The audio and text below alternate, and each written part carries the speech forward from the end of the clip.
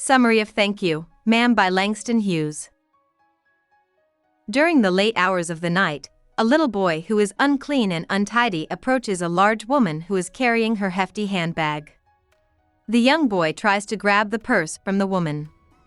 His plan doesn't work out because the boy falls to the ground when the purse's strap breaks.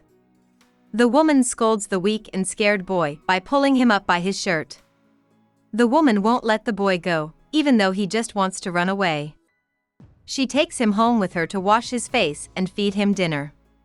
She tells him that he will never forget his time with Mrs. Luella Bates Washington Jones while she is explaining her decision. The boy keeps trying to get away, but Mrs. Jones keeps her grip on him tight as they go into her house, which he figures out is a boarding house with other people living there. Finally, she lets go of him and tells him to wash his face in the sink. She asks him his name and says it is Roger. Now that Roger is free, he looks briefly toward the door, then back at Mrs. Jones, and then he does what she says. He asks her to take him to jail, but she says no and throws him a clean towel instead. Mrs. Jones thinks Roger may have tried to steal because he was hungry, but Roger says he wasn't hungry, he just really wanted a pair of blue suede shoes. Even though Mrs. Jones knew Roger was shocked, she told him she, too, wanted things she couldn't have when she was young and did things she feels bad about. Mrs. Jones makes the dinner she said she would make. To be helpful, Roger asks her if she needs him to pick up something at the shop, but she doesn't.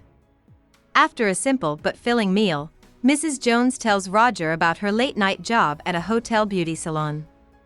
She doesn't ask him about his family or home, which is a big deal. After they've both eaten enough, their unplanned evening ends quickly. Roger is shocked when Mrs.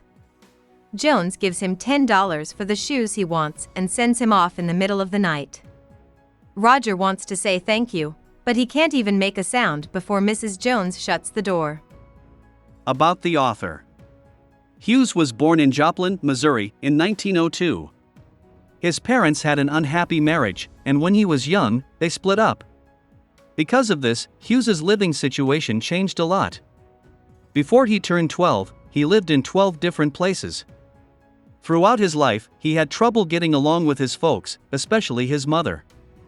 Some people have even said that Hughes's movie Thank You, Ma'am might be based on his own unstable youth and the stability he found when he moved in with his grandma as a teenager. His long and successful career as a poet began in an unusual way. When he was in high school, his all-white peers named him class poet because they thought his race made him naturally good at rhythm. Even though this claim isn't very credible, Hughes found that he was naturally good at writing poetry.